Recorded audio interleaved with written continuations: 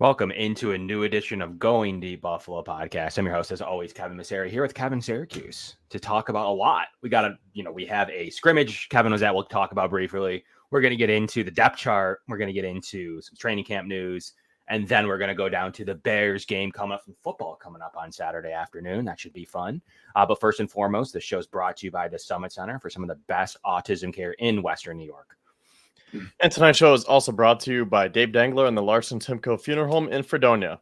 Larson-Timko Funeral Home offering 100% fully guaranteed price and pre-arranged funeral plans with live streaming available. You can give them a call at 716-679-9000 or visit their website at larsontimkofuneralhome.com. There you have it, Kevin. We're going to start right there at the top. Break down the scrimmage for us. We were present. Break down what you thought of it. I want to hear what your opinions were, the crowd. Get into everything you want to say about the scrimmage. We'll start there and break it down from there. Well, first of all, I want to say that you were correct with your assessment of that wacky start time.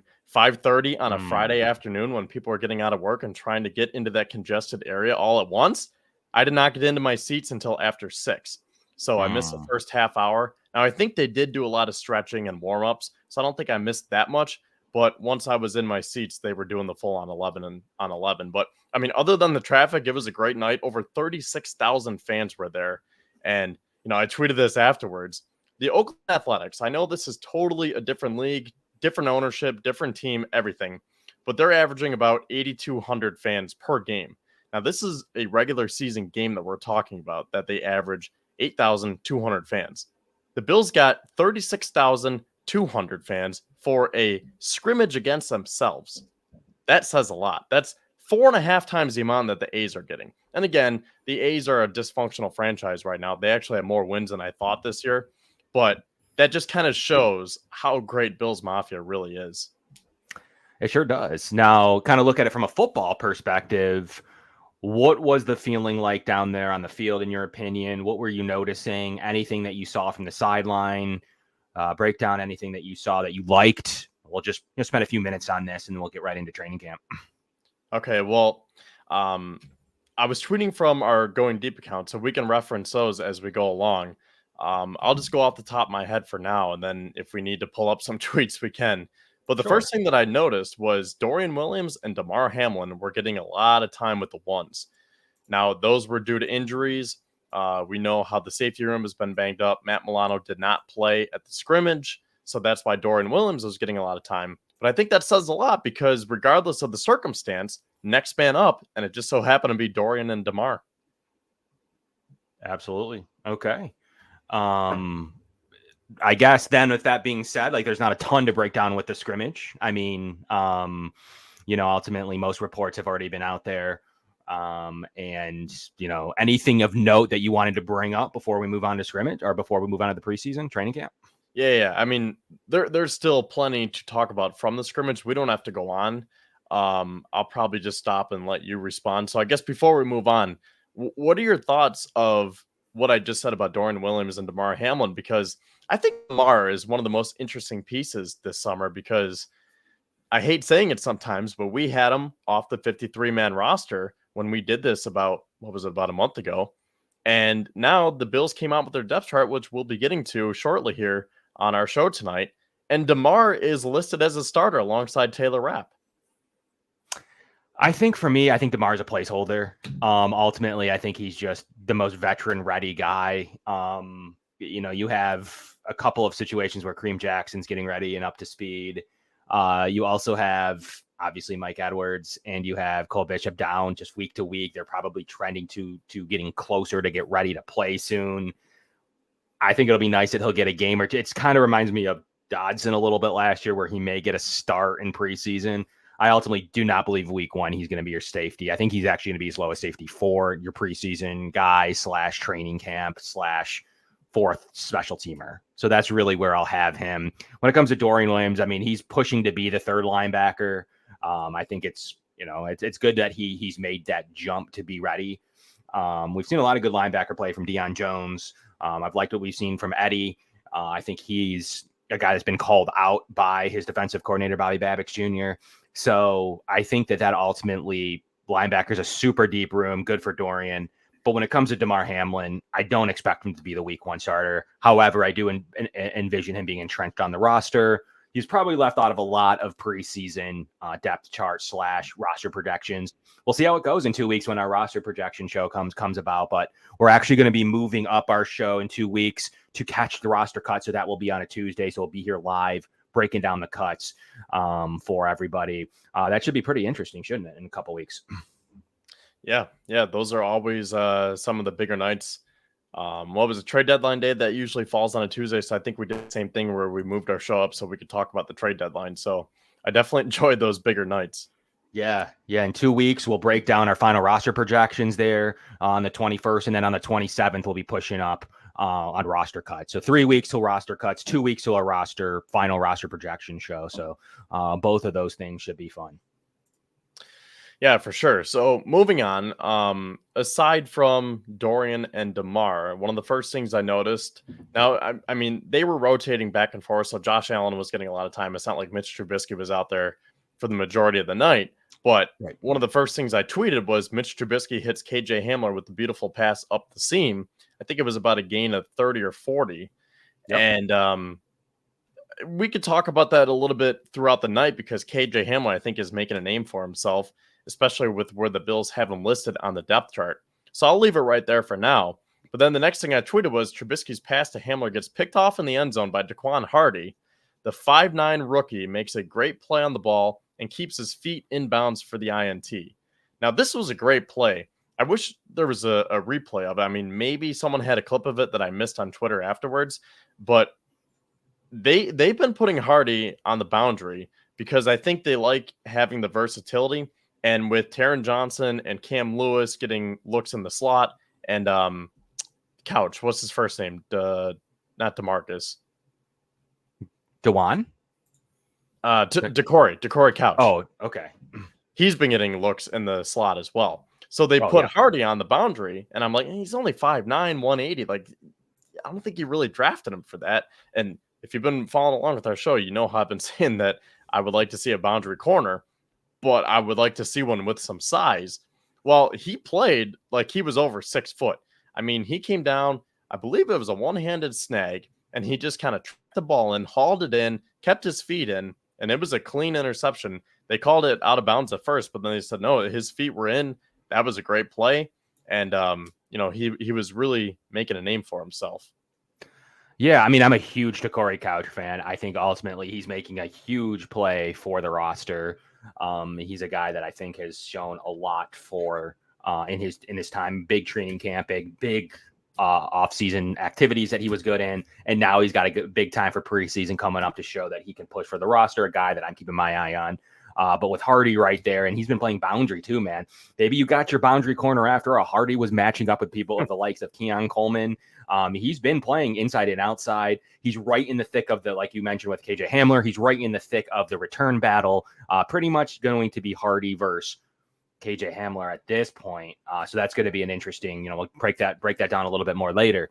But that corner room's pretty strong. Benford's been one of the best players in camp as well.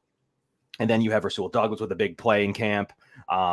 That corner room may not need some reinforcements after all. You may be cutting some players in that room that may get claimed. So we'll see how that all develops. But I really like what I've seen so far out of DeCorey Couch, what I've seen from Daquan Hardy, and obviously the starters.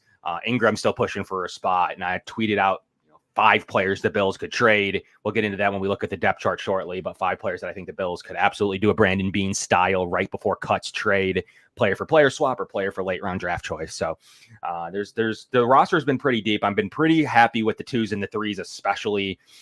So did you see that depth on fold when you were in the stadium, or was that harder to tell? But it looks very much so, in my opinion, as the 2s and the 3s. There looks to be a ton of depth on this roster. Yeah, no, I think that was quite noticeable because it just seemed like they kept rotating in and out and they didn't really miss a beat. Now, that's not to say that everyone was perfect because obviously the defense made some plays, the offense made some plays, and you're not expecting 100% from both sides. That's the point of the scrimmage. But it seemed pretty seamless for the most part. Now, that being said, I have a couple of other names here that I want to talk about, and those are Zach Davidson and Tyrell Shavers.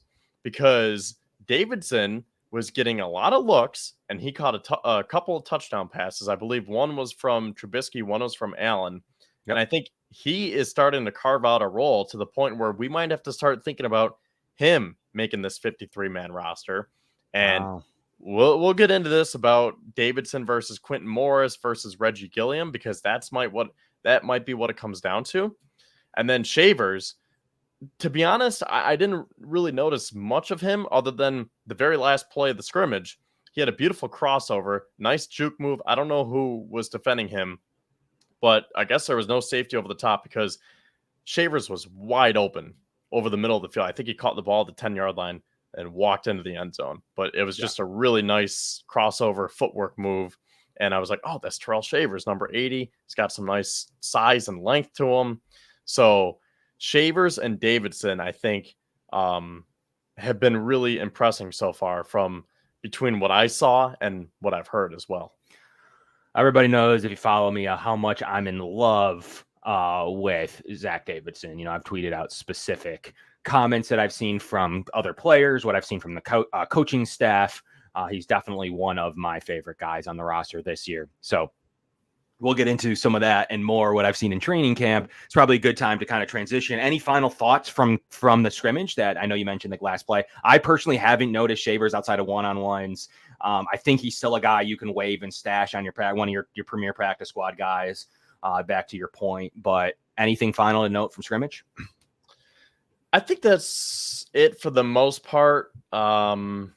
Just other than, now this is going to sound more like a broad spectrum take here, but I think the Bills have a lot of depth and versatility, and I think that's going to come into play. And before we transition here, we have a question from Harry. It says, what's your prediction on the Bills season for both of your record-wise? I'm going to go with 12-5. That's what I predicted when the schedule came out. I'm going to stick with it for now because I don't think a lot has changed between now and May. So we've had about 3 months. So maybe if there's an injury or like a Brandon Ayuk trade, something like that. But there hasn't been a lot of action in the NFL. So I'm going to stick with my 12-5 record. I think that's like a nice happy medium where like this team can still win the division, but I'm not going to sit here and say, oh, this is a team that's going to take the 1 seed and they're going to have home field advantage and they're going to go to the Super Bowl. I'm not that far yet. 12-5 is where I'm at. I remember when we predicted the scores and the schedule when it first came out. We'll probably do something like that similar down the road. We'll do, kind of talk about it as the final rosters develop. Might be a good show to reconvene on in like early September. But I had 12-5. I know we had different games where we chose. So I agree. I think 12-5 is the right record there, Harry. But appreciate you tuning in. But as you look forward to training camp now, kind of fast forward since Friday, and you break down the last couple of days in camp, and what we've seen, the defense has started to turn it on a little bit. And you've noticed, great linebacker play from Matt Milano at this stage. You've noticed some plays by Rasul Douglas and Christian Benford. Von Miller getting in there. AJ Epinesa has been wildly successful. Good comments from John Solomon. Dewan Smoot has been very good from the interior, playing interior and exterior and outside. So he's jumped around a little bit. The defensive line looks deep, man. Like, we'll get into the depth chart here in a moment, but it's been pretty interesting to see the defense finally stepping up to the plate, hasn't it? Yeah, and that's characteristic of a Sean McDermott-led team. The question is, who's going to be calling the plays? Now, Bobby Babbage did say during one of his either interviews or press conferences that he's going to be upstairs this year, right? Yeah, presumably to call plays, I would assume. No, nothing official, but I would say that is a little bit of Bobby's still getting used to those. Either he gave it best nugget on purpose, or he's still getting used to the media side of things. But Bobby seems to be very very player oriented. Pretty buttoned up in these interviews. Like, he's definitely been sitting through some interview classes because he's given away a lot of basic answers, Sean McDermott style answers, but did give us that nugget. So it does seem like he'll be calling plays for the Bills defense. Real quick, we got to take a moment and appreciate this. I'm tuning in from Thailand from Michael D. Pasquale. I've never heard that before. So we have fans all the way across the pond. So thank you very, very much. Yeah, it's in the morning over there too. I think they're almost 12 hours ahead. I think it's 11 officially. So appreciate you tuning in this morning. Enjoy your day. Still nighttime for us here in New York. So there's Yeah, really appreciate viewers from all over. But as you look through some of the other things that we've seen from camp, I've been pretty happy with the offense, man. Like, I know they've had some lackluster days lately. They're trying new things. But one of the biggest standouts that I wanted to bring up is Zach Davidson, Josh Allen commenting that it's going to be really hard for Bean to keep him off the roster. He has some tough decisions to make. He noted that every position group has noticed Zach Davidson, a 6'6", 6'7" guy with 4.6 speed, 9 RAS, and special teams ability / was an all-pro punter in college, which is very interesting. You can have him as a reserve. Maybe you could do some things with these new kickoff rules. I don't know, man. Obviously, preseason, we both kept Zach Davidson off the roster. There was no way to know that he'd have this kind of ascension. The Bills have stashed him since 2022, that he's not just a UDFA. He's a guy that was drafted in the 5th round by Minnesota, was scouted heavily by the Bills in the 2021 draft, presumably with Trey McKitty, another 2021 draft guy. So the Bills were clearly looking at the tight end room that year, didn't come away with one. Probably they were looking to supplement Dawson Knox at the time, obviously later going on to draft Dalton Kincaid a few years later. But what's interesting to me is Davidson has everything you're looking for. He's definitely a player that I would not expect to clear waivers. I know you say that about all your favorite players, but at the tight end position, people will roster that kind of guy. I don't think you can expose him to waivers. And look, I'm really excited to see what he can do. He's gotten reps with the ones. I anticipate him having a lot of time in preseason. Got to be one of my camp standouts so far. What do you think? Yeah, now this is on me because I didn't even realize that he was a 5th round pick by Minnesota, just because I feel like he's one of those guys who's always just there. Like, you hear Zach Davidson and you're like, oh, well, that's just a natural cut. Hang him on, put him on the practice squad. Maybe he can get promoted to the active roster. But maybe we should have been paying more attention to him because, looking at his bio here, he was drafted by the Vikings 168th overall in the 2021 draft. And then he was released that same year. So they put him back on the practice squad. They bumped him up to the active roster on January 8th, 2022. Then he was waived the following August. And then the Bills signed him, like you said, September 1st, 2022, signed to the Bills practice squad. So, I mean, that just kind of shows that I think there's a lot of raw talent there. Like, he just wasn't ready. Like, you think that he has a lot of athleticism, has a lot of talent. That's why the Vikings drafted him with that 5th round choice. But then you bring him into camp and he's not all the way there. And you're like, we don't really have time to develop this guy. We don't want to take a roster spot, put him on the practice squad. And then you get the Bills, put him on waivers. The Bills grab him. Same kind of thing where it's like, there's a lot of talent, but he's not really ready yet. This might be one of those guys. We saw someone in the comments say, who's one of your sleepers? He might be like the top sleeper this year, where like he really might be hitting his stride at what? He just turned 26, I believe, a couple weeks ago. Yeah, he's definitely one of my favorite players. I mean, I don't think it's much to find a roster spot for him. I know everybody's favorite. So there's 2 names, and you can tell me what you think of them. I guess we'll get into some of the names that I think that Zach Davidson, how his path to the roster would make sense. We'll look at the depth chart in a moment, kind of go through the cap ramifications. There's a couple things I want to talk about. We were talking about live on Built in Buffalo Spaces yesterday, Tuesdays at 9:15. We go live from the Built in Buffalo account. Thank you for everyone tuning into that. We had the Lance on there. We had Akeem. We had Izzy, friend of the show, Izzy. We had a bunch of other people in Spaces. And then obviously, so it was really cool to see and talk about this live. It was really cool, just Bills talk only. So we were able to go through some of the thoughts and things that I had jotted down for the show. But I want to break down the path to the roster for Zach Davidson, some of the salary cap ramifications with a few players, why I think they make the roster and more. We'll talk about that shortly. But if you kind of review from camp too, one thing I want to talk about before we look at the depth chart, a couple topics. Do the Bills have a Tyler Bass problem, Kevin? No, I'm going to say no, but it could get to that point very quickly because it only takes a couple misses to the point where you're saying, do we need a new kicker? So I'm going to say no for now. He did miss, was it 1 or 2 at the scrimmage? He missed 2 today, right?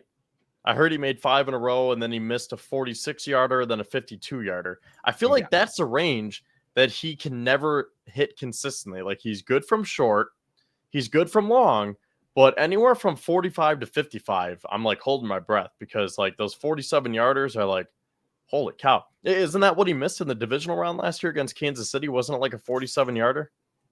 Yeah, I believe so. Was it 40? I thought it was 44, but it could be Yeah. wrong. It could be 47. I thought it was 44 though. Like the mid to late 40s give him like his worst nightmares, and I don't Mid get it. 40s, yeah. Mid 40s he struggles at. I mean, is there any explanation for that? I'm not a kicker, so I can't tell you like the technological reasons. Like, oh, he's doing this with his foot and the spin on the yanking ball. it. He's putting a little bit too much spin. He's putting too much power. He's playing the wind too much from that distance. As a former kicker myself, I didn't play it at a high level, but I've kicked in a lower level in growing up. Kicker, punter, tight end, actually. So it was a lot like Zach Davidson, actually, which is funny. I didn't think anyone would ever be a punter / tight end. But I was punter, tight end, middle linebacker. Zach Davidson almost follows a path. He was 6'7". I'm not. I'm only roughly close to 6 foot. So he had me on a height all day. But there is some overcompensating going on there. Like, I think he even explained it as he was trying to play the wind he thought was coming and it didn't come. He's automatic from that range. He's got the leg. He's got the distance. He's got the accuracy. He just sometimes runs into some issues with concentration, in my opinion. He's been a pretty successful kicker. He's actually, I think before that kick, wasn't he like 10 for 10 on game winning or tying field goals? So it's not like he has a clutch issue. He will miss bunnies in like random games, but who doesn't? Like no one's 100%. Before that kick against the Chiefs, you mean? Yeah. Yeah, I think he was pretty good in clutch moments. It's probably just a recency bias. I know it is. It is for all of us. Our season. Yeah. And now you see him miss a kick. Like he could make 20 kicks, and then the one he misses, it's like, oh my God, Tyler Bass missed again. It was wild. It was really cold. It was a weird environment. Like I was right in front of the kick. I saw him line it up. Ultimately he thought he had to play an element that never came in terms of, the way the gusts work in that stadium. You can never predict from minute to minute, let alone snap to snap. So he guessed wrong. Probably should have been a little bit more confident in what he was trying to do there, but he's been really clutch. And ultimately, look, we had stopped Mahomes twice in a row, one being a fumble through the end zone, another being a couple of times stop where we had to stop him multiple times near the 50 in the fourth quarter. I do not think the Bills stopped Mahomes a third time in a row, at least in field goal range, with a minute and 50 left or whatever, 47, minute 50 roughly. Ultimately, I'm not going to be too upset with the game. If the game was ticked to 0, I'd honestly be a little bit more upset by it.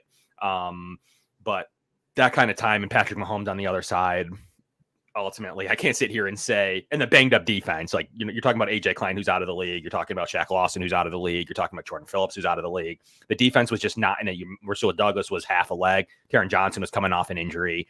You had Dane Jackson in the game. You had, really no linebacker next to Klein. It was a mess. So ultimately, I can't sit here and say that defense would have stopped Mahomes for a third time in the fourth quarter. So I don't feel some type of way recency about that. It's the training camp though that bothers me just as much. He needs to stay consistent. These are good elements for the most part. Like especially today, he shouldn't be missing kicks at that clip. So I think that it's something the Bills need to monitor. And you're right, that distance has seemed to bother him, but he did miss. Looks like I got the official breakdown: 28, 33, 36, 40, 43. He missed from 46 and 52 and made from 50. So he did make those 5 in a row, and then he missed 2 out of 3. So that's what I have here per what I'm seeing. Another guy making plays today, though, right before we get into the depth chart, we had Ray Davis picking up the blitz. He's doing everything. I believe he is entrenched as the running back, too. I think he's got that locked, especially with the Ty Johnson injury. I think he's getting a lot of snaps. He's your running back, too, at this stage. Are you sure? I think so, yeah. I'm pretty sure of it. The depth chart says otherwise. Yeah, that doesn't count. Do they ever put a rookie? Do they ever put a rookie anywhere above a veteran? Not often. Cole Bishop is ahead of Mike Edwards. Yeah, I think that's more of a shot to Mike Edwards personally. But DeMar Hamlin's above him. You know what I mean? Like, I would have liked to see Cole Bishop be the starter, but they rank him time on the, like, you could argue Cole Bishop's been here as long as Mike Edwards, right? Like by not literally, but they've been here at the same time. The Bills will put precedent on guys that have been in. Ty Johnson's obviously had a whole season in the system. Richard Garage is ahead of Tylen Grable. Absolutely. I love Richard Garage. That's not real. Like Tyron Grable, I believe, is on the roster. I think he's a guy that's been inside. He's been outside. He's been played a lot of different positions. He's your 9th offensive lineman. That's just a random. And we'll get into some of those other examples shortly.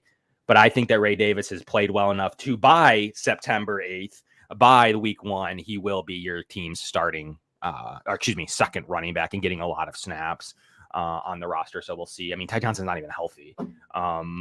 But KJ Hamler making plays. What's your opinion on that? A guy that I probably had written off.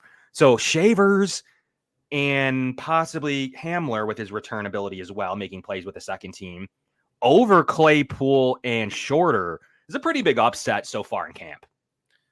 Yeah, and before I speak on that, one other thing about Ray Davis, he has had a problem holding onto the ball.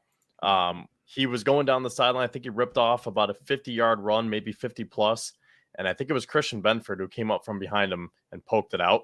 So it was a great run, but then he lost it at the last second. It went out of bounds, so it was still, maintained by the offense. But that's the one knock on Ray Davis, is that he's had ball security issues.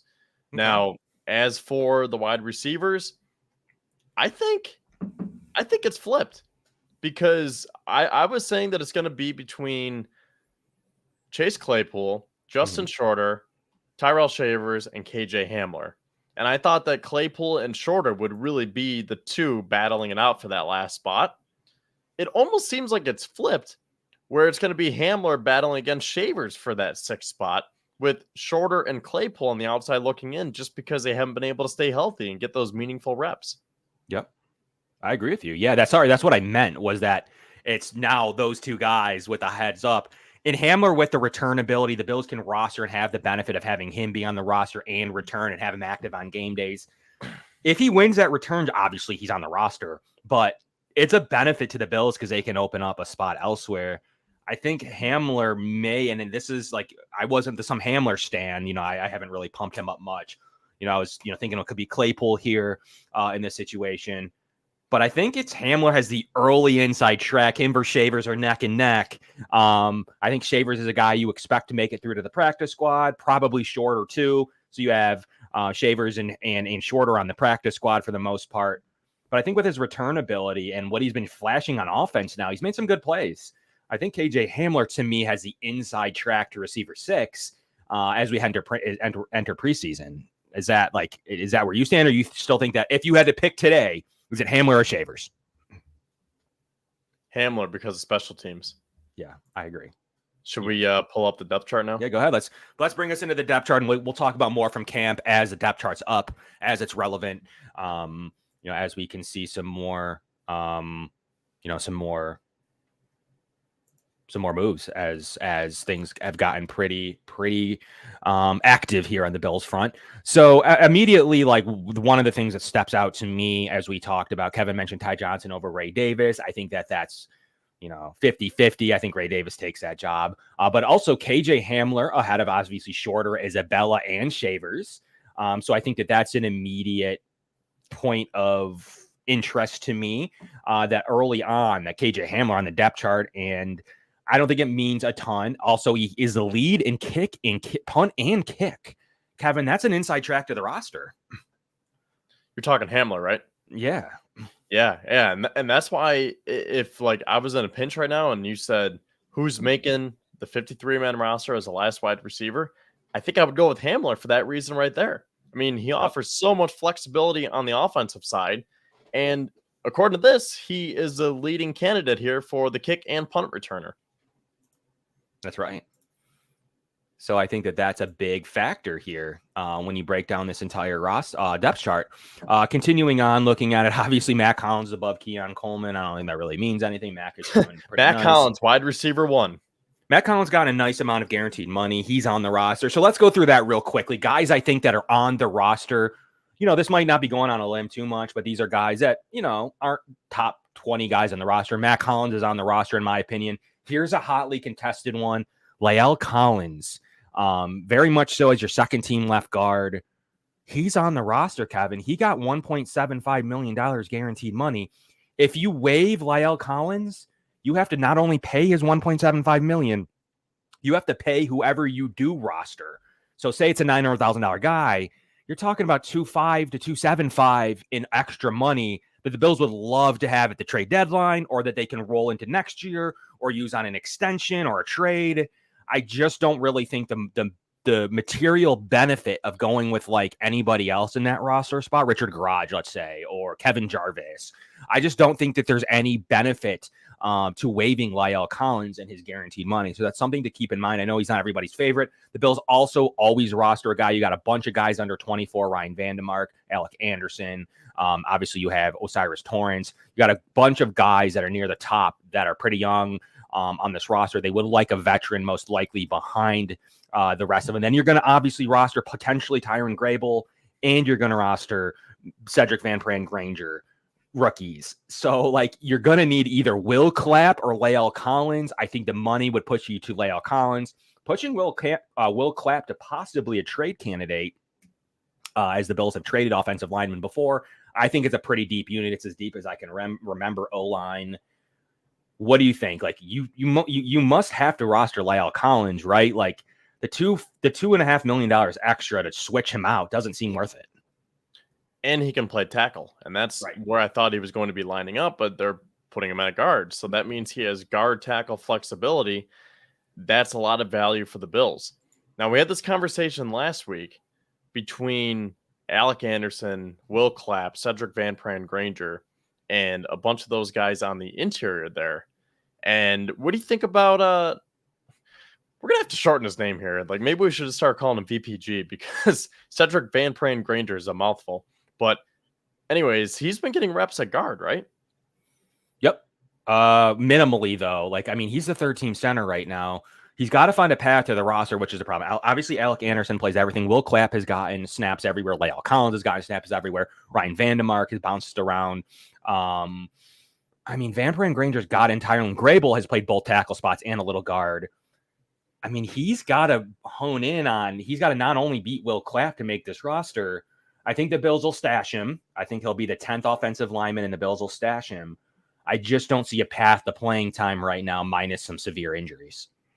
You know, I tried making this point last week, and I don't know if I made it clear enough because I didn't really realize until after the show how this kind of like matriculates down, because I was thinking that Alec Anderson is essentially blocking Cedric Van Pran Granger because he's a backup center right now, and we thought that it would be Van Pran Granger. I think it really comes down to Tyron Grable, because if he moves up to left tackle, that means Ryan Vandemark slides over to right tackle. That pushes La'el Collins on the inside.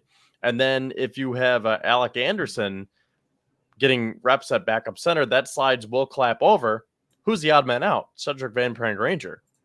So it could come down to those two rookies right there between Grable and Cedric Van Pran Granger for not only the depth, but also making this 53-man roster, because I don't know if they're going to have room to keep both unless maybe, like what you said, they either just straight up cut or try to find a new home for Will Clapp, because he's just one of those older veterans that it's like, okay, well, you know, he wasn't one of our draft picks. There's not too much money involved.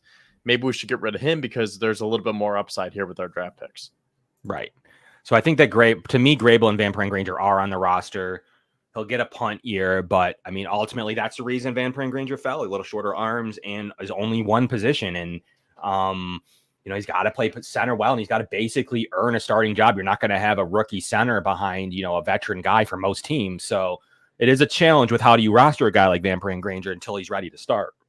So hopefully, you know, he will get all the development he needs. I don't believe the Bills will give up on him or Grable. With the cost control for 4 years, I believe both of them are on the roster, my official roster. I think you throw Richard Garage to the practice squad, Will Clapp being a major trade candidate, in my opinion. I think another team will take a veteran center with all the injuries that come in the offensive line by early September.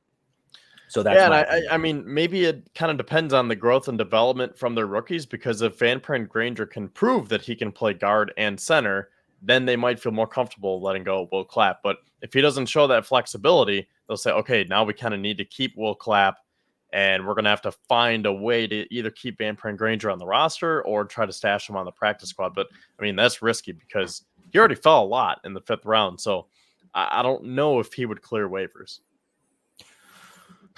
You're right. So as you look at the running back position now, you got a rookie in Ray Davis here. And obviously, you know, you have James Cook. James Cook's drop problems continue to flourish. However, with Ty Johnson being injured, Ray Davis has gotten a lot of time. He's been a smooth catcher of the ball, though. The catching has been not a problem. Darrington Evans is always pushing for roster spots though, Kevin. Like he's a guy that's been claimed last year when the Bills had him. He went to the Bears and the Dolphins active rosters. So he's a guy that flashes and can do a little bit of everything for you. Obviously being on the kick return depth chart, obviously he's behind Ty Johnson. I really do believe it's a Hamler versus Hardy battle. It's a nice to put Andy Isabella as the backup punt returner, but I think it's really a Hamler versus Hardy battle at the return. So I don't think you'll need Evans or Johnson either. But one idea I had in mind: are you feeling comfortable with this running back room of Ty Johnson and Ray Davis, or are you thinking you could use one of these players like Will Clapp? And we'll talk about the defense in a moment, to make a deal for a real nice, promising running back 3. Are you okay with Ty Johnson making the roster off of another injury? Yeah, I am. Okay. Before I give you more of an answer, Steve has a question here. Can the Bills trade Collins, and would it benefit them financially? So if the Bills traded La'el Collins instead of Will Clapp, do they still owe him that guaranteed money, or does a new team take on that contract? So the way that guaranteed money basically works is, we can look at the specifics of his contract. I haven't really considered trading when it comes to La'el Collins, but for the most part, you're only going to run dead whatever his signing bonus is. No team will inherit a signing bonus. So $290,000 would be dead. That's not that astronomical of a dead cap space. You would save the money by trading him. So you would save you would pass on that guaranteed money to somebody else by week 1. Then that guaranteed money locks. That's just guaranteed of a payment to him. It's not in the form of a bonus. So a bonus would be something you can't retrieve. When it comes to him, basically the Bills saying, you know what, we're only going to give you, a $300,000 signing bonus, but we're going to give you $1.2 million, but we're going to guarantee it. That means whoever's roster he's on has to pay him. It's no different than, believe it or not, a veteran salary guarantees week 1 anyways. So for most people that didn't know that. So basically all you're doing is basically telling La'el Collins he's on the roster by telling him his salary is guaranteed. So you can trade that. So you'd be able to trade that salary to somebody else. At that range, someone could want him for $1.3 million, because at week 1 you have to pay him anyways. So consistently, if someone's willing to give you something for him and he didn't make your roster, you'd have to entertain the trade. I just don't think cutting him makes a ton of sense, but trading him could if there's a team that's interested. I just think the path for Will Clapp being traded as an interior guy with, a pretty modest salary is something that could be very interesting to a team that had an injury as well. Yeah, and again, if they want that versatility that Collins can give them at tackle, then I think Will Clapp would make more sense, because they might have more interior linemen than, I guess it's not exterior, but just tackles. Yeah, for sure. So yeah, I mean, it's conceivable that someone would trading for La'el Collins would be super strange. It's not something I would anticipate happening. But absolutely, it's in the realm of possibilities that somebody could conceivably say, you know what, I could be interested in La'el Collins. I don't think that that's possible. So, but sure, they could. I mean, that's definitely in the realm of possibilities. I don't know who's banging the table for a guy of that age when they could have just potentially signed him. Will Clapp, a 28-year-old center, may have more interest to a team at $900,000 salary. Before we pull up the depth chart, we are more than halfway through our show, so make sure you smash that like button and subscribe to Built in Buffalo. We'd really appreciate that. And once again, thank you to our sponsors tonight. Now, as we go back to the depth chart here, Kevin, what was your question here about the running back room? Yes. Am I comfortable with the 3 running backs, like excluding Frank Gore Jr. and Darrington Evans? No, you can include them. Are you comfortable that you're going to have the right running backs on this roster? You can include them. Yes, because I think Curtis Samuel brings a lot of value, because you can line him up in the backfield, and if they decide to keep KJ Hamler, he also offers that flexibility. So James Cook, as long as he's healthy, one of the, I don't know, we haven't really had this conversation yet, but he was 4th in rushing yards last year. Like, is he already a top 10 running back? Top 15? I mean, he's at least top 20. I guess that's a conversation for a different day, but either way, he's in that upper tier of running back. So I'm more than comfortable with him as long as he can hang on to the ball. Seems like Ray Davis is going to be a nice RB2. We know that if Ty Johnson can stay healthy, Joe Brady knew how to use him last year. Reggie Gilliam. Is this where we kind of transition from running back and start talking about tight end? Because Yes, it is. Gilliam, this is interesting. I know everyone likes Gilliam. I love Reggie Gilliam. He offers a lot, fullback, tight end, special teams. But as much as he offers, like he can essentially do 3 jobs at once. Would it make more sense to cut him? I saw someone said that in the comments. And then you can keep a Zach Davidson as that backup tight end, and you can just use maybe Ray Davis, like the person said in the comments here. It was Ed. So he says cut Gilliam, move Davis to a fullback roster wise, Samuel to running back roster wise. You'd be able to keep an extra wide receiver positional player. So that might be a route to keep Zach Davidson if you cut He's not a Reggie fullback. Gilliam. He's not a 6'7" fullback, but sure. Who are you talking about? Ray Davis? Yeah, I mean, so you're going to move Ray Davis? No, Ray Davis isn't going to play fullback. He's a receiving back. So I mean, it's good in theory to make roster spots, but like Davis is going to be the team's second running back. And if you look at the tight end room, you have, if you're trying to make room for Zach Davidson too, he's definitely not in the full. I don't think the idea there would be you don't carry a fullback.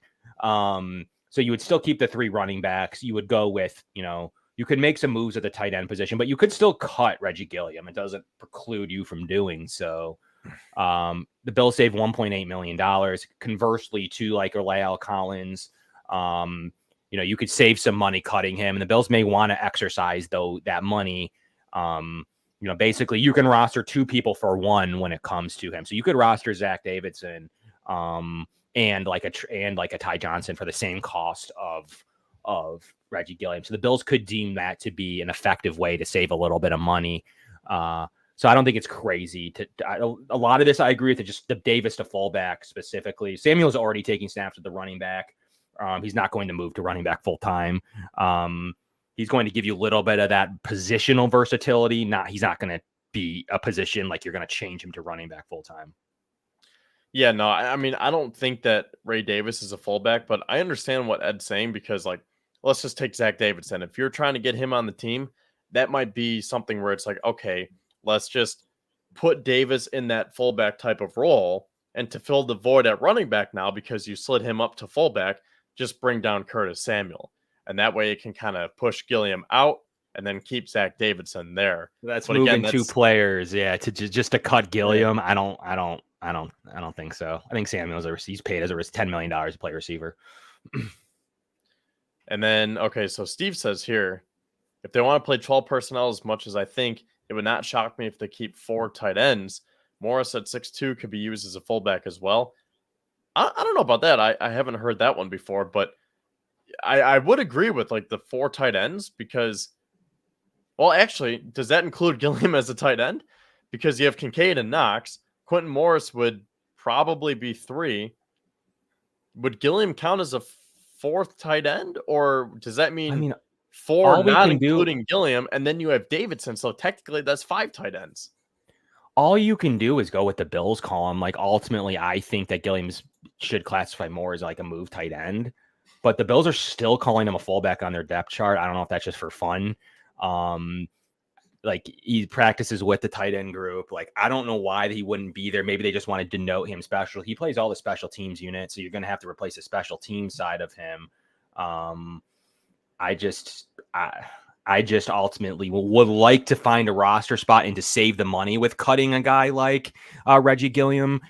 I just don't know the Bills will agree with us here in the Going Deep Buffalo podcast special. I don't know if they're going to agree ultimately with me. They could agree with the money side of it. But I think really the path for Zach Davidson is the 3rd tight end, Quentin Morris. They're going to try to sneak on the practice squad. I think that ultimately would be the Bills' decision if they were to roster Zach Davidson. Everything else, I think, on the offense minus the 6th receiver. Even MVS has guaranteed money. I just don't see them cutting these guaranteed money guys to take like a flyer on another receiver. They're already paying. They basically said, hey, come play here. We're going to pay you your salary. Sure, the Bills could move on from them. I just personally don't think that they'll move on guys like MVS, La'el Collins, a couple others we'll talk about on defense here shortly. So I just think when it comes down to the fullback discussion of Reggie Gilliam, I'd like to see us open a roster spot there. But if the Bills think he adds too much to the team side of things, I just don't think that he's going to get the axe, even if the Bills will save. And he's on his final year of his contract. Even if the Bills will save $1.8 million, it's going to struggle for me to say that he's going to get the axe, Kevin.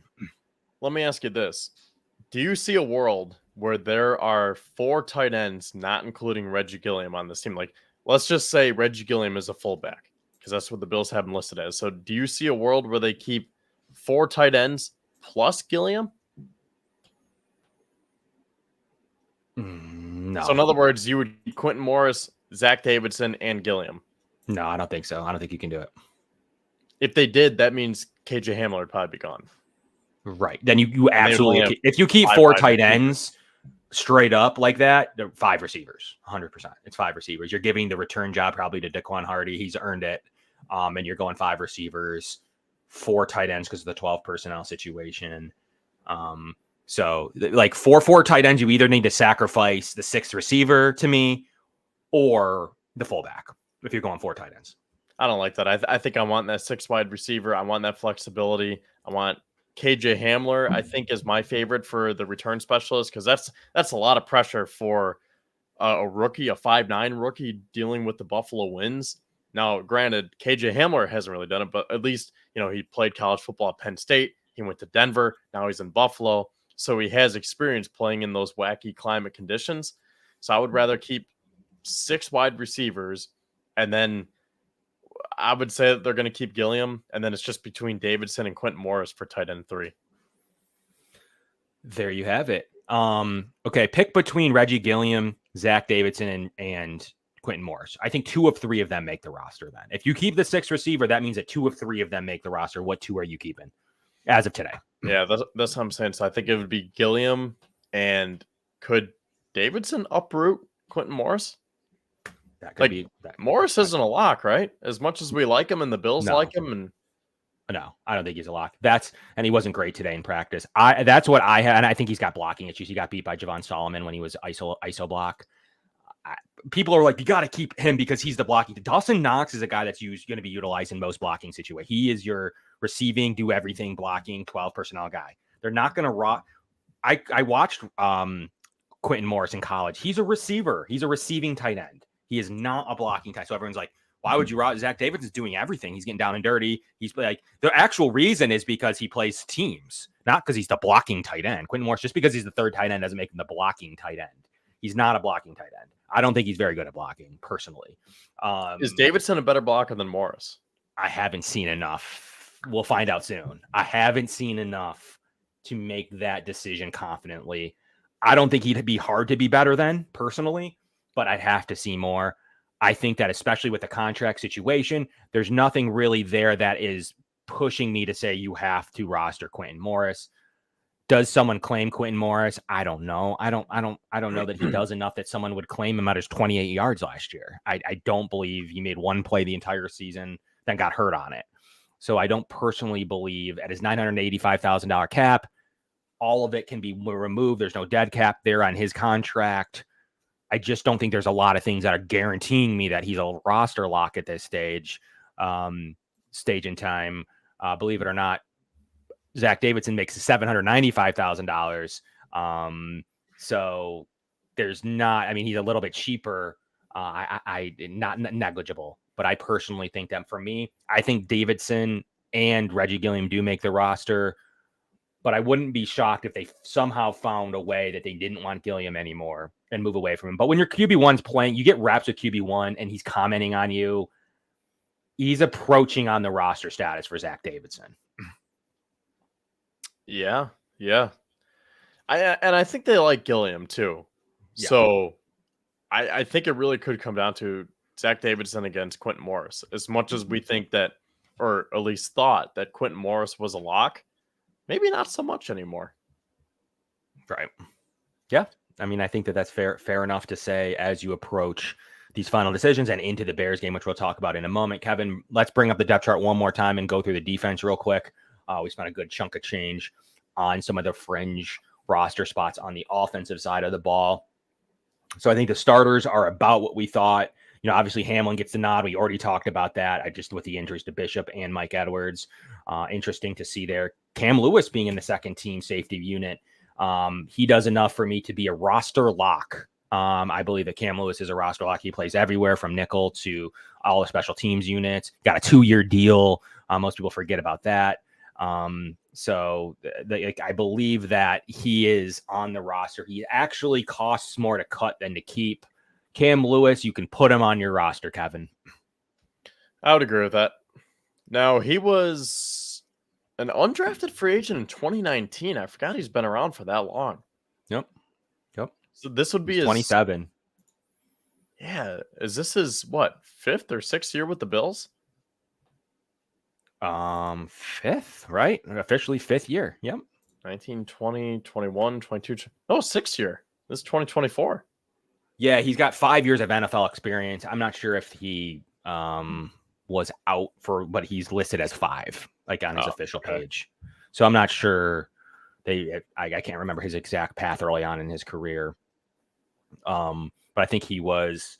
He's got 5 years of official NFL experience. Literal 6 years though. Yes, it's been 6 years. Starting now. Jeez. Yeah, I did not realize that Cam Lewis has had 6 years of experience here. Yep. He has. And pre-draft, dude, he was only 5'9.5". So yeah, it's not like he's some big rangy safety. So like he's gonna similar to what we were just talking about with Hardy. Cam Lewis has had the come up season, but I do believe Cam Lewis is on the roster, wherever you want to consider him. He'll take a spot as the 5th safety or a reserve corner special teamer. So he's going to take up a spot. Obviously Cole Bishop, DeMar Hamlin, I think is in roster lock status now. Taylor Rapp, obviously, as well.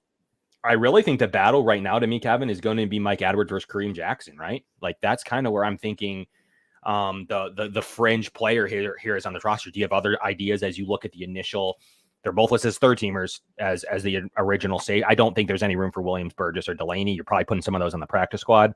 So Jackson versus Edwards, is that kind of what you're thinking here at the safety position? I never really thought of it that way. Yep. But I mean, looking at the depth chart, maybe, because I was very high on Mike Edwards. I know a lot of other people were, a lot of analysts and content creators. Like I thought that was a perfect free agency signing. Yep. I would still say that he's a lock, but I mean, is he one of the last guys to make the roster? Is what you're saying? I agree with you. He's probably a lock. He has a $1.6 million dead cap. I can't sit here and say that others are going to make the roster, but he's going to get like $1.6 million. He has a $2.8 million dead cap. 1.6 of it's guaranteed. He's already been paid $1 million signing bonus. I guess he's approaching roster lock status by pure number standpoint. Otherwise, the Bills have to eat $1.6 million. Yeah, I think what's throwing me off is that Cam Lewis is listed as a safety here. Mm-hmm. And before, wasn't he listed? I mean, at least he was playing at the nickel.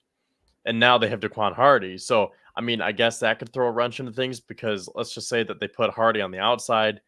Then it would be between Hardy and Ingram to make the team. You have Cam Lewis and Taron Johnson in the slot. And then your 4 safeties would be Rapp, Edwards, Bishop, Hamlin. And I think that makes sense. Yeah. So, I mean, when you narrow it down that way, would it come down to Daquan Hardy versus who was I? I just said his name. Daquan Hardy versus Marcus Ingram. Oh, like do you think it could come down to Ingram versus Hardy? Yeah, probably. So you look at the cornerback room: Douglas Benford, Kyer. So you got, obviously Taron Johnson. So you got the 4 there. So you're thinking 5 corners and then Cam Lewis as the 6th corner / 5th safety. Is that kind of what you had in mind? I guess. Yeah. Cause how many would that give us then? Because if we're putting, I guess, should we decide right now who makes it between Hardy and Ingram? I think it would be Hardy, but I think Ingram's been playing pretty well. I think they would roster Hardy and drafted out of UB, right? Yeah. I think you roster Hardy, you put Ingram on the practice squad at this stage. I don't think anyone's going to claim him. So let's roll with that for now. You would have 2 guys on the slot. You would have Taron Johnson and Cam Lewis. So there's 2. And then you would have 4 on the boundary with Douglas, Benford, Kyer, and Daquan Hardy. So you would have 6 corners and 4 safeties. And I guess essentially that's what you're saying, where that last spot would be kind of a rotation between Cam Lewis going from corner to safety. Correct. Yeah, he'd be your fifth safety, 6th corner, and special teamer. So yes, I do believe we're probably on the right track there with Rap Hamlin, Cole Bishop, and Mike Edwards. I don't know what you do with Kareem Jackson. He's like the wild card in all of this, in my opinion. So if Edwards is back, I think Kareem Jackson's on the roster, and they're seeing what he can do. If Edwards or Bishop is an IR situation or anybody else gets hurt, Kareem Jackson, that's why he's here and ramping up. I don't know officially what they're planning to do at the safety room as terms of numbers, but I think we're on it right now. 4 safeties, 5 corners, and then Cam Lewis. So to be a total of, if you look at the totality of the unit, it's a 10-player unit. Is that kind of what we're thinking? Yeah, hang on. I got to go slow here because there's a lot of moving parts. So there would be 5 corners. Yeah, okay. 5 corners, 4 on the boundary, 1 in the slot. Yep. 4 safeties, and then Cam Lewis is kind of like his own separate entity, I guess, is the way to look at it. Right. Yep. He's almost like the Reggie Gilliam of the defense. Kind of, but plays more defensive positions. Like Reggie Gilliam doesn't really play. Like there's not a ton of spots for him offensively. But yeah, Cam Lewis is saying like in terms of like figuring out like where to list him and like how to like produce these numbers. Right. You're right. Yeah, and the Bills could always decide that Kareem Jackson's going to be used as one of their veteran style practice squatters too, because you can put anybody on the practice squad now since COVID. So They could go that route. It depends on the health of the other 4, right? So if Rap Hamlin, Bishop, and you even count Cam Lewis. So Rap Hamlin, Cam Lewis, Bishop, and Mike Edwards. If all 5 of them are healthy, they're back, they're ready to go for week 1. I don't believe Kareem Jackson can make the roster. However, if any of the 5 of them are out, Kareem Jackson makes the roster. Yeah, I can see that. You think Kareem Jackson's next man up over Terrell Burgess? I would believe so. Yes. Yep. I would believe Williamson, Burgess, and Delaney are all competing for the pivotal safety practice squad spot. So one of those 3 will make it to the practice squad, whoever they decide they like more. I would say Burgess, but yeah. Okay. Possibly. Yeah. Burgess has got an inside track to it. And I know he's played well recently. Kenai Lovely. I think that he is destined for the practice squad, and so is Corey Couch. So I think that these units are fairly straightforward. Like they don't have a lot of extra fat when it comes to the defensive backfield. So I think that a lot of these guys will move to the practice squad pretty seamlessly. Agreed. Like, is that kind of your opinion of the DBs? Yeah, I think so. I think we got it narrowed down. So we're going with 9 DBs plus Cam Lewis as like that Swiss Army knife. Yep. So 10 total. Yep, that sounds right to me. Okay. I agree with that. I'm going to move to linebacker here.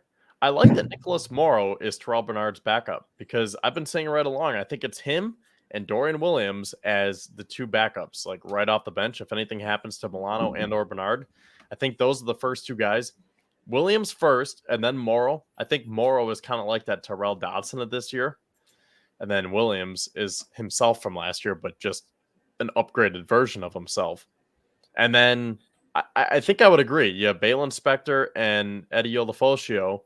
And I think Joe Andreessen, Shane Simon, who they just signed the other day, and Deion Jones. I kind of had Deion Jones on the outside looking in anyways. So I think that makes sense. Would you agree with that assessment of the linebacker room? So you're keeping, how many make the roster though, finally, after that assessment? Are you keeping 5 or 6? I haven't gotten that far yet. Yeah, well, so ultimately, I agree with that breakdown of the linebackers, though. Yeah, I think 6. Like, I would want to keep 6. And I think we kept 5 because we put Spector on IR just because we figured he always gets hurt. It'll be interesting. I mean, it's going to be a numbers game.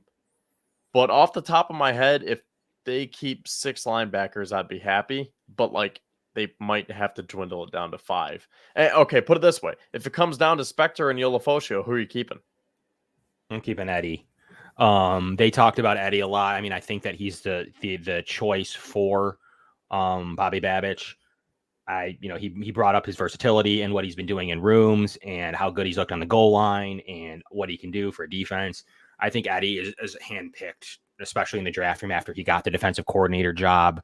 I believe that Olafosio is on the roster. Will they keep Spector as well? Possibly. He's a prime trade candidate for me. I mean, just this unit is so deep.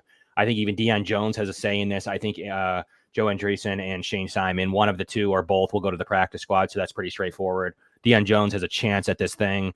But I think with Milano, Bernard, Williams, and Morrow pretty deep there as you get into keeping Eddie as well, I think that you have the opportunity to trade Balin Spector. He'd be one of the guys that I tweeted on my 5 that's possibly could be moved for an additional pick or player.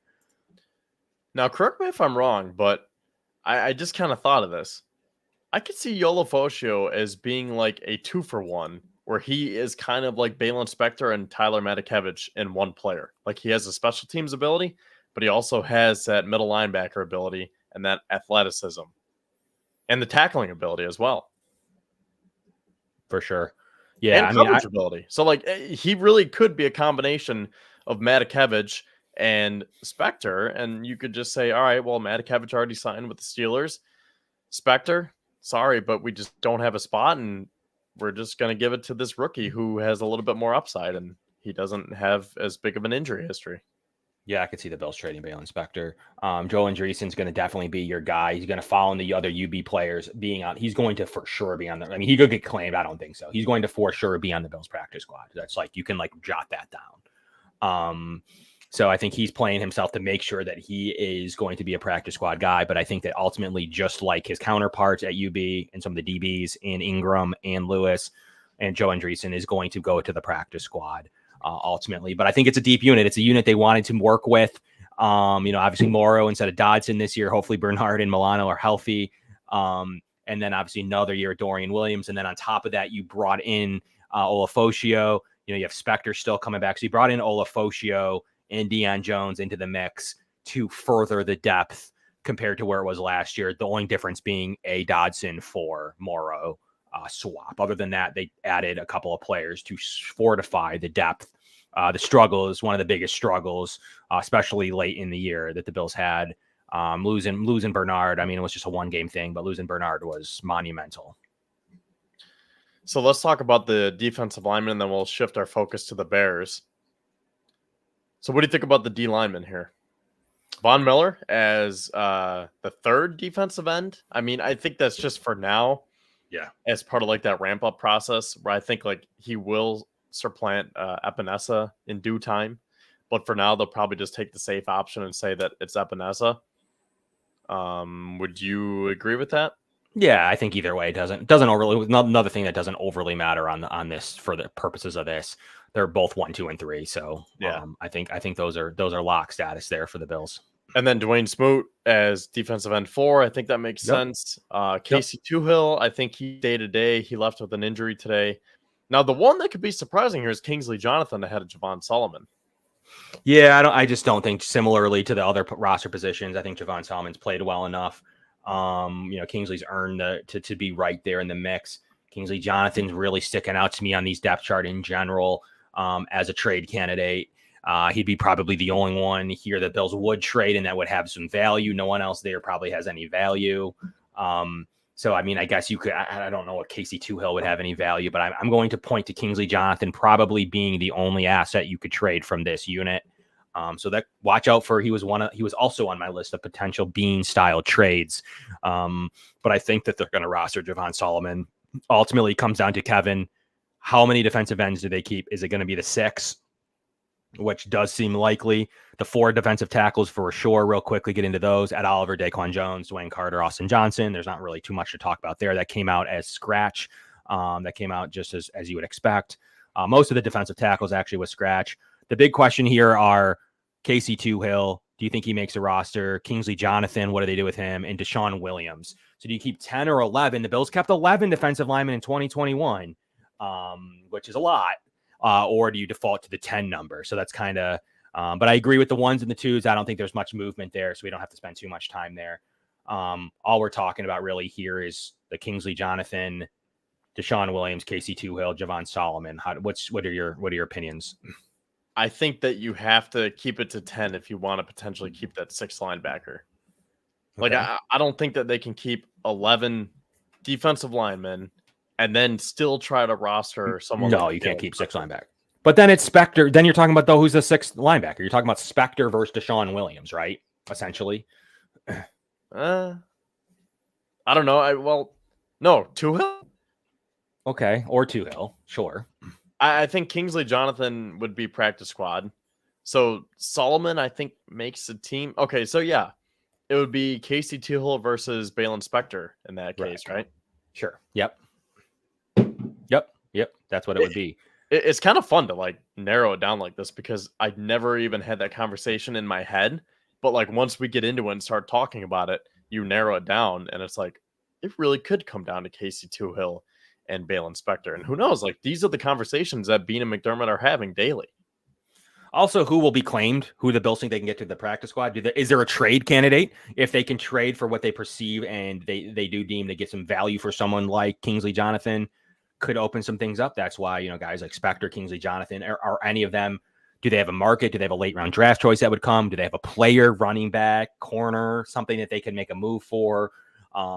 Bean makes these moves all the time, especially at the back end of his roster specifically. So I don't think it's crazy to trade for Ryan Bates. Like, I don't think it's over. The Bills will have their eye on guys like Alec Anderson, Ryan Vandemark, Zach Davidson's. Look at how good that they've been at drafting and waiving, claiming players. They played Ike Butker forever. Alec Anderson and Vandemark were claims. Zach Davidson was a practice squad take, similar. So he's going to be playing this market. If there's no trade involved, the Bills will have their eye on somebody anyways. So I don't think that it's just going to be a simple cut situation where they don't either make a trade or claim a new player.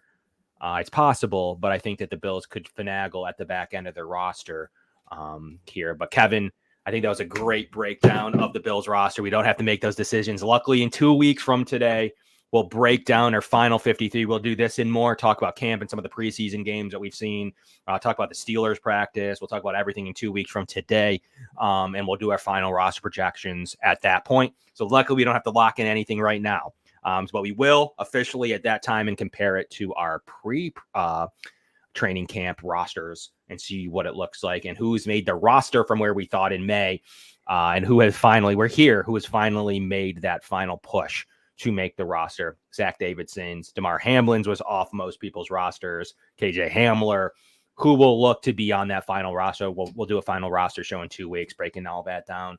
And then we'll have a final roster show where cuts are live. Who's could get claimed, any trades. We'll do that 3 weeks from now, but we'll push that show up to Tuesday so we can be live with you guys as the camp cuts happen. So, Kevin, Bears game. I want to talk about this for like at least a few minutes. Josh Allen says today he doesn't know how much he'll play, if he'll play at all in the preseason. I don't believe he'll play game 1. The precedent has been game 2. And then last year he played a series in game 3 because that Steelers game was awful. So, who are you looking forward to seeing the most? We're not going to sit here and break down positional battles, but who are you looking forward to seeing the most in this game? Who needs to show out the most? And are you resting most of your starters? Are you only resting like the top 5 players? Talk to me about your strategy and philosophy for this game. Okay, so I'll start with the philosophy. I think I'm more old school in the sense that I want to get that continuity going and the chemistry going quicker, like sooner rather than later, because there's so much newness here to the Bills, like so many new faces with that reload that they did this offseason. So I think it's important that Allen can connect with his younger receivers. So I would put the starters out there for a series or two, and then just yank them. Like, you don't care about the score. Okay. You don't really care like if Josh throws an interception, so what? And then I think that second game is the one where you let them play probably like a full half. And then the third game is just totally backups, third stringers, fourth stringers. So I think if it were up to me, I would put the starters in for a series or two this week, and then let him play for the half next week. Okay, there you have it. I wouldn't play him at all this week. So to capitalize on your philosophy, I'm only resting a good amount of players. Like I'm resting probably 10 players in this game. So I still think that the difference is like you want to get a tune-up, but you need to see some of these guys with some ones. So that's what I've been told from players. Like when you look at like a guy like, I'm just making an example, Alec Anderson and Ryan Vandemark, it benefits them to play with some ones in case they need to play with some ones in the game. Yeah, that's a good point. Deion Dawkins and Spencer Brown getting snaps, it'll help them a little bit, sure. Josh Allen says it doesn't. He pretty much basically said it doesn't really help me, but I'll do whatever coach says. I'm fine with him getting series here and there. I don't push him too much. I don't think there's anything he needs to show. If they want to work on a series or two next week, that's fine with me. If it looks really bad or something, getting him in a series. Getting him in a series in game 3 was a testament of like him not being on the same page with Dorsey. Like him needing to play against the Panthers last year in the first to start this game was weird. I don't think he sees game 3. I don't think he sees game 1. Game 2 should be enough. So that's where I'm at with the starters. But when you play guys like you want to see Mitchell Trubisky with some ones, like it's not fair to Mitchell to be playing with backup offensive linemen. That's not indicative of who he'll ever have to play with. If he had to go in a game, he's playing with Deion Dawkins and Connor McGovern. And I mean, I think Connor McGovern truly, that's a tough one. Like, I think he should get plenty of time. I don't think that there's any material benefit with resting him other than if you're worried about him getting hurt. So that's what you have to make a decision on. But maybe you'll see a lot of Alec Anderson, Ryan Vandemark. I guess, do you push players like David Edwards and Osiris Torrance? It would be nice to get them in there to play. I don't know how much. I mean, obviously you got to sit Deion Dawkins. Other than Deion Dawkins, to me on the offense, I think you sit Deion. I think you sit Josh, Dalton Kincaid. Like what? I mean, that's probably it. James Cook. Yeah, okay. I could see that. James Cook, and obviously Ty Johnson's hurt, so that means a lot of carries for Ray Davis and Darrington Evans, and obviously Frank Gore Jr. You know, you each get like a quarter and a half. So, but I agree. I think it's about those 4 on offense. I think everybody else should play. The one that's tough for me is Connor McGovern. I think that him getting snaps to Mitchell Trubisky is beneficial, right? Or do you not think so? Yeah, I think that would kind of be like case in point here with Connor McGovern, because as I was saying, you want that continuity and that chemistry to start on day 1. And, you know, they've had multiple days, but like for the first game, I think you want to get that adaptation, you know, like you want to get the feel for it with McGovern shifting over and playing center this year as opposed to guard. And correct me if I'm wrong, but he hasn't played center in an NFL game since like never, right? Hasn't he always been a guard? Or he was a top-ranked center out of high school. He's played it at Penn State to start with and then transition. So he feels more natural at center. He's grown up playing center. So I think he just got to get Josh's snap by Mitch Morse basically from the come up, right? So once Josh became good, they signed Mitch Morse. And since then, 2019, he's had Mitch Morse. So he just has to get the style that Josh is looking for. As a center, calling out plays, the veteran leadership, knowing reads, being able to have those long arms and blocking. He's really good at those. It's really just giving the ball to Josh how he wants it. So that's like the only thing. But as a natural center, he said he's more natural at center and will show on film. He's excited for once the snap is had and what he can do in protection and reading protection and kicking to the next level is said to be an upgrade. So that's what the Bills and Aaron Cromer are pretty excited about. Edwards has been pretty good in camp, Kevin, and according to what I've been able to see. And obviously Osiris Torrance isn't going anywhere. And the 2 bookend tackles are pretty, they played really well last year for most of the season or all of the season. So I think Connor McGovern, I think it's a little exaggerated, just like the Ray Davis fumbles are. When Ray Davis puts a fumble on the ground in a preseason game, I'll care. When he does it in training camp to stay healthy, make sure no one's getting hurt, like I'm not overly concerned yet. He hasn't had an issue with it. He's a really smooth catcher of the ball, which is usually indicative of hands. I don't really notice a Ray Davis fumbling problem, but when it shows up in preseason and games, I will care. So just like with Connor McGovern, to make a full circle, if he's having issues, I'm going to care. Until then, I don't care. The Bills could be trying different things. He could be saying, snap it like this to me. They could be trying different sets, different looks, guys motioning in the backfield, throwing things off. They may be trying different horizontal movements. There could be a lot of things that they're testing out that I'm not going to care until they're actually a play is called and a snap gets muffed. So I think that there's beneficial reasons to have him in the game with Mitchell Trubisky. against the Bears. I'd like to see Mitchell Trubisky play a solid 3 quarters, but before turning it over to Shane Buechele. I'd like to see him get a majority of the game because I think these reps are huge. He's not going to really see many reps. These reps are absolutely huge. I want to see him throwing to Keon. I want to see him throwing to Shavers and Mac Hollins and KJ Hamler. Probably Curtis Samuel doesn't play a ton, I would assume. He'd be another guy I guess you could sit out, at least in preseason game 1. But my philosophy offensively is play half the offensive line, play a majority of these guys. I'm not really worried about the small scale injuries when it comes to the ones. I think the reps are pretty important. And Josh and Connor will get on the same page. You're still a month to the first game. So that's a side note. So that's kind of how I view the philosophy of it. But Kevin, any comments to that? And then tell me about who are you looking for to see play? Wait, so did McGovern, did he ever play center for the Cowboys, or was he always a guard ever since he came into the league? He was always a guard. Okay. So I would put him out there. So yeah, I agree. I mean, I guess I understand, like, you don't want to put Josh out there, James Cook, Kincaid, Dion, Spencer. No. But I could see it where it's like, all right, let's just get the rust off. We're going to give you 1 or 2 series. Next week, you'll get 1 or 2 quarters. I could kind of see that kind of progression. But I think McGovern does need at least some time on Saturday. Now, what was your next question? Who needs to go out? Yes. So to clarify, so he took 12 snaps at center in 2021 for Dallas and 88 at center in 2022 with Dallas. So he had 100 career Dallas snaps. But when you asked in 2020, when he came in the league, he played all of his snaps at right guard. So just to clarify. Okay. So he did not come in playing center. He played right guard. He then took 100 snaps at center, 12 in 2021. So nothing really. I'm sure that was just some finishing off a game somewhere. And 88, which is not a lot, but at least 2 games worth. Yeah. So he does have 100 NFL snaps at center on top of being drafted, scouted as a center in high school and being to Penn State as a center. So he has more center reps. So he does have 100 NFL center snaps. Just I wanted to clarify. Okay. Well, hey, that's good to know.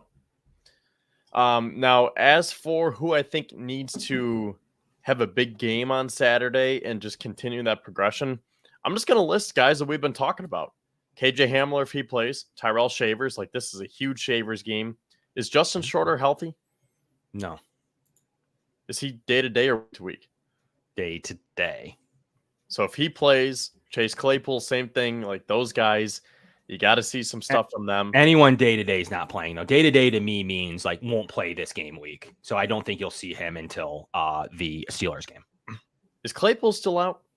He is with that. I did expect him to be, because we talked about it in our show last time. I did expect him to be back to start game week.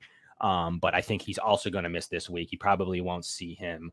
You probably won't see him at best till next week either. Okay. Yeah, and Shorter has a knee problem. Yep. So I guess those guys won't be playing. But, you know, someone like a Will Clapp, Cedric Van Granger, other guys that maybe aren't like the flashy names where you think, I want to see Keon Coleman, see what he can do. Well, maybe we should be looking in the trenches, because as we were talking about earlier in the show, it could come down to someone like Aleo Collins versus Will Clapp or Cedric Van Granger, someone that sorts, you know. Casey Toohill, if he's healthy, Balin Spector, guys like that. Kingsley Jonathan. So I think those are some of the names. Daquan Hardy, Cam Lewis, we think he's a lock, but you know, some of those fringe type of players, you know, I talked about Dorian Williams and DeMar Hamlin to start. I don't think they really need to have huge games because we know what they can bring. I'm looking more for guys that have that upside where it's like, oh, I didn't realize that Zach Davidson. There you go. That's another big one that I'm missing. But that's like a perfect example where it's like, oh, this guy really impressed today, and now we're going to have to reevaluate our evaluations because he's making some noise. Yep. Yes. Shorter has a knee problem day-to-day. He's officially day-to-day, though, so that's good. Bills have a lot of day-to-day. Like, there are some injuries, but nothing. The good news is that only the two safeties are week to week, and it's already been a week or more, depending on the safety. Like Mike Edwards feels like he's approaching the 2 at some point soon. Yeah. So week to week may mean that both of those guys can make it back by the 3rd preseason game. So the bad news, some safety injuries. The bad news, some day-to-day guys. The good news, not a lot of high-end roster guys. And the good news is not a lot of length on those injuries, knock on wood. I mean, I know they're superstitious people, but just stating the facts, that current date, not a lot of injuries or as of this moment, 2 important players. Hopefully that continues. And day-to-day situations are good for me. That like even Shorter and Claypool, like in theory should be back like in a week. So I'm not overly, they need the snaps more than I'm worried about their injuries. I'm more worried about them needing the snaps of making a roster, not necessarily worried about their injury. Same thing goes for mostly up and down the roster. No one on the injury front as we approach the Bears game is that alarming to me.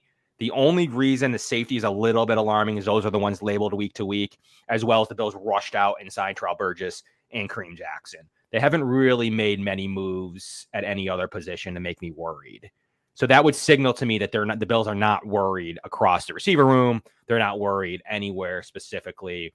I personally think that all that happened was by Claypool and Shorter, 2 big competitions for the receiver 6.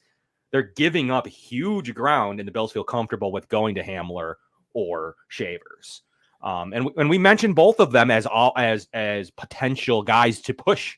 And it happened. Those 2 guys kind of like, I knew the Bills like Shavers. Hamler always had some potential, and they've just come up right into those final 2 spots from Claypool and Shorter.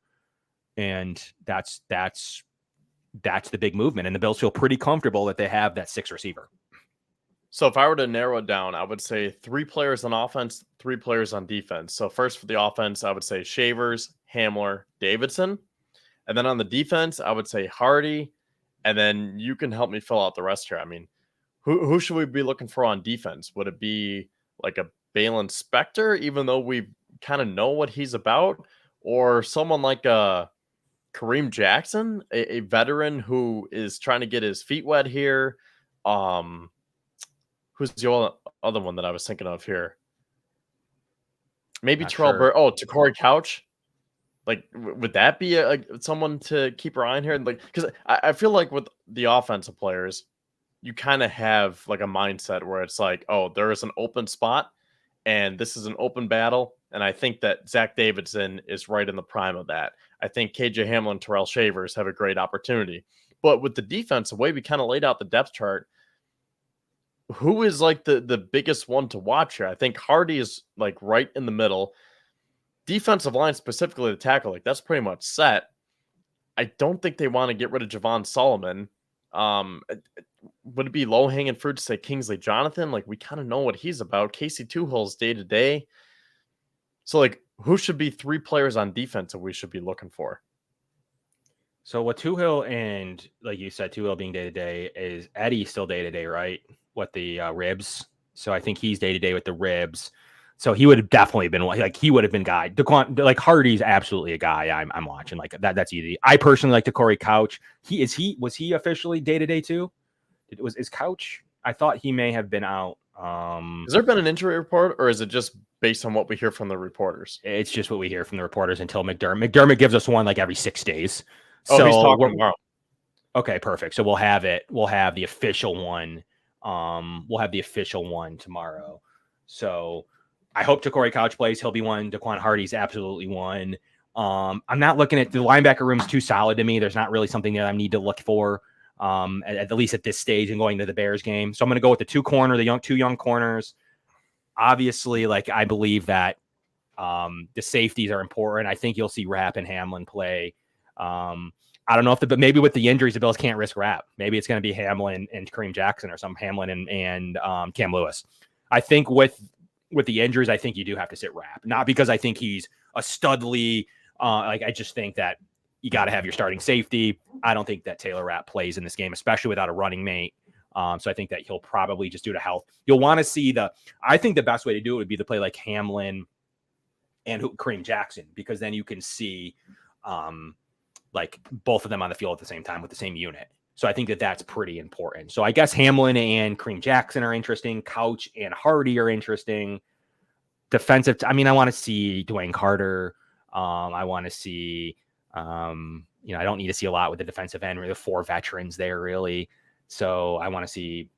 I'm going to be watching for the play of like Casey Tuhill's out, so Javon Solomon will be interesting to me. And then the two is on the offensive. So defensively, that's where I'm looking. So I'm probably looking at like Solomon, Hardy, Corey Couch, Kareem Jackson, Daquan Hardy. That's what I'm looking for on defense. Yeah, Solomon would be a good one. Because I was going to say that the front 7 between the experience and the injury factor, it's kind of hard to say. Yeah. So my 3 were going to be, I'm glad you said Solomon, because I'll have a couple of different ones here. Or maybe just one different one. But I would say Hardy for sure. Jamarcus Ingram, because that's been a position that I've been talking about all summer. And then Corey Couch, because I think he's interesting, and this is on me, but I forgot about him a couple times, and I like, even when it comes up in conversation, I'm like, wait, what's that guy's name again? Oh yeah, Corey Couch. So like that's a perfect example of like a guy making a name for himself, where like I have half the name, but then it's like, wait, what's his first name? Maybe after Saturday we'll learn his full name. Okay, there you have it. Offensively, then, I mean, I'm looking for Ray Davis. He's just a little bit easier. I'm looking for Ray Davis. I'm looking for KJ Hamler. I'm looking for Zach Davidson. I want to see this backup O-line. Like, I'm looking for Van Pran Granger. I'm looking for my guy Tyron Grable. I'm looking for not as much for Vandemark and Alec Anderson, though I am interested to see how they play. La'el Collins, can he get out of his own way? So I'm looking at the number 2 O-line, because that's, the Bills may roster 10 O-linemen after all this is said and done. They did last year. So I want to see the second O-line. It's pretty important. The Bills are pretty deep there, so they should be able to hold their own in the back as long as they're playing against 2s. If the Bears play their 1s forever, that's different. But if they're going against 2s, I should see the Bills O-line be above the Bears' backup defensive linemen as they are using their 2. So the Bills' 2 offensive line unit should be better, a lot better than the Bears' 2 backup defensive line. I think they could probably hold their own against their starters. But if you look at the Bears, and this is what I was going to try to get a Bears guest on, just to talk to us about who's popping, who we should be watching for, where are they weak, so that we can evaluate it to our roster. Not really because I care about Andrew Billings, but more or Montez Sweat, more because I care about more because I care about where is it going to be fool's gold? Where do they struggle? Where are they strong in case they're really strong at corner or something? But like Dominique Robinson, Zach Pickens, Brian Coward, Jacob Martin is their backup defensive line in Chicago. I would expect the Bills offensive line to take care of that situation. And obviously Tremaine Edmonds, as you mentioned. So starting middle linebacker for the Bears, and Caleb Williams will probably play finally in this season. So that should be fun. But offensively, that's what I'm looking for. The backup offensive line, Ray Davis, Zach Davidson, KJ Hamler, Terrell Shavers. So you're a little bit more on the trenches. I'm more on the boundary. Okay. Got it. One thing I want to say here about the Bears, looking at their depth chart, like they are, maybe I shouldn't say stacked, but they are very, very complete. Like 1 through 22 out of their starters here. I think the 2 big questions are, how much is Caleb Williams going to progress as a rookie quarterback? Like all the pressure is on him, essentially. And 2, do they have enough depth? Because they have some names here and there, like, Jonathan Owens, Jack Sanborn, like Jonathan Owens, Simone Biles' husband. Yeah. Jalen Jones. Like they have some names on the defense. Noah Sewell, 5th round draft pick from the 23 class. Yep. But it seems kind of thin. So like their defense, their starters are really, really good. But they don't have the depth. They have an injury. Yeah, they don't really have the depth. And same thing like on the offensive side. I would argue that they have the best wide receiver trio in the league with DJ Moore, Rome Odunze, and Keenan Allen. Like that is amazing. But then behind them, Tyler Scott, Velus Jones, DeAndre Carter, Dante Pettis, Freddie Swain. They're top heavy. They remind me of the 2019 Bills, like before they made the playoffs after Josh. It had some good players at the top, the young quarterback. I think that their time may be coming But ultimately, I don't that the backups there. Like I just read their backup. I don't think their defense is in a situation that's going to move me a lot. But their depth is a bigger issue, and that's what I was going to talk to probably a Bears guest for. But I just don't think there's anything there. I was going to have my guy from Locked On Bears, Lauren Cox, come on. He was tied up with a concert tonight, but he was going to come on and tell me about some of their issues that they've been having, but then some of the things they're looking forward to. So ultimately, I agree with your assessment that this is like a 2019 Bills roster to me. Can they put it all together and make the playoffs? It's there in front of them. But the backups across the board, I don't really think they have much at the running back position. I don't really love Khalil Herbert. I don't, if anything happened to Caleb, they have Tyson Bagent and Brett Rippon. Guy that made a name for himself in the preseason in the Hall of Fame game was Colin Johnson. Joe Buck couldn't stop talking about Colin Johnson in that Hall of Fame game. But ultimately, the death of them might be the offensive line, like Nate Davis, Ryan Bates, Taven Jenkins, and the interior. They need to play pretty well because it's not a great unit. Ryan Bates is a guy that the Bills could give up on. So we'll see what they feel with Shelton Coleman, Matt Pryor behind them, Braxton Jones at left tackle. I think that they have a lot of work to do on that. And the Bills have the same problem. I think they have the Bills took years to try to figure out an O-line. I think they have some work to do at that O-line, that O-line in Chicago. They could be a team that wants Will Clapp or Lyle Collins for that matter. They already took a player from us in Ryan Bates. I don't know if they doubled down, but they very much cool. Kevin, any thoughts about this game that you want to get out there that we haven't talked about? Well, anything else for the listeners? What are you thinking about? I don't think so. Just looking at their depth chart one more time. Okay. Oh, the point that I was going to make was I completely forgot that they signed Mercedes Lewis, who is in year 19 of playing in the NFL. Caleb Williams, the starting quarterback, is 22 years old.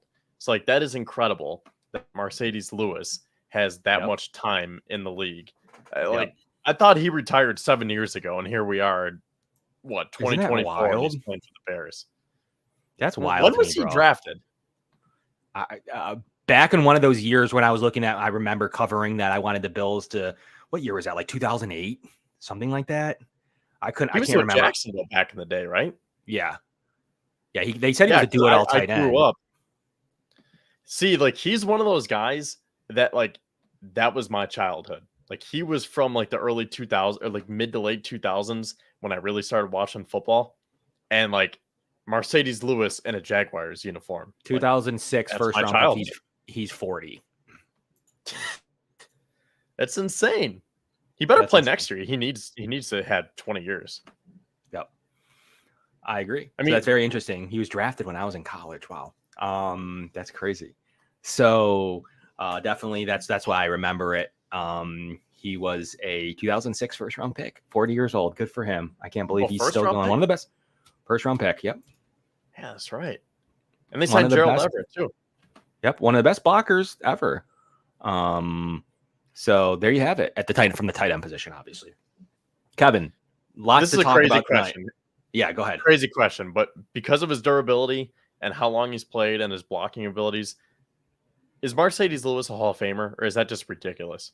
No, unfortunately, I don't think that's ridiculous, right? I don't know if it's ridiculous. I just don't think he did enough. Like, you can only be average to above average at certain things. That's not what the Hall of Fame's about. Definitely had a really good career. Could he make it on one of his Wall of Fames? Maybe. I don't even know what team would do that. But no, I don't think he's anywhere near that. I mean, his best season was in 2010. He had 700 yards and 10 touchdowns, and that's it. Like he has 5,113 career receiving yards and 40 touchdowns. So no, like you said, he's Wall of Fame maybe, but I don't think he can be a Hall of Famer. Yeah, I mean, like Dalton Kincaid almost had, and it's a different year. It's a different football year now, but like he almost had the same year that Mercedes Lewis had in the first 3 seasons combined. So we'll kind of see how that all plays out. He did have one big year in. I mean, he could go on the Jacksonville Jaguars Wall of Fame, sure. Like, that's possible. It's funny that he played 10 years in Jacksonville, roughly, and then a bunch in Green Bay. He's only played for 2 teams in that whole time, was for Chicago.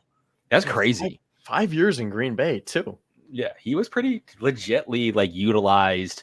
But that's enough about the Bears, a 40-year-old tight end. So I'm looking forward to this game. Football's back, everybody, on Saturday. We'll be back at you in 2 weeks talking about the depth chart, our final roster, all the training camp news wrapping up, as well as what's going on with the Bills in terms of the 2 games and the practice. This makes me scared. The Pittsburgh Steelers practice. So we'll be talking about that and more. We're making our 53-man projections and final projections and roster positions at that point, leading us into the final week and 3 weeks from now, talking about the cutdown day and what's going to happen that day. That'll be a big show. So be here for the next couple shows that we have going on, and to our show sponsors, the Summit Center and Dave Dengler and Larson-Timko. Really appreciate our show sponsors. Kevin, give us some final news to leave us off with. What are you feeling? Give me Gates. Football's back. What are you feeling? How are you feeling? I saw the Bears are -2, and my initial reaction was, "Are you kidding me? How are the Bears favored against the Bills?" And then I was like, "Oh wait, it's preseason. Calm down." There it is. Well, from Kevin and Kevin, this is going to be Buffalo on the Bills. Stress-free, baby. Don't worry about Saturday. Stress-free. No injuries. That's the only thing. No injuries. And a lot of depth and competition. And certainly no important injuries. No injuries at all. And hopefully the top 10 to 12 to 15 players rest, giving us into this, especially with that Steelers practice on full. Thanks, everybody, for tuning in. Kevin and Kevin. We'll catch you guys live, and we're looking forward to breaking down this and the roster and more. We appreciate all you guys. Talk to you soon.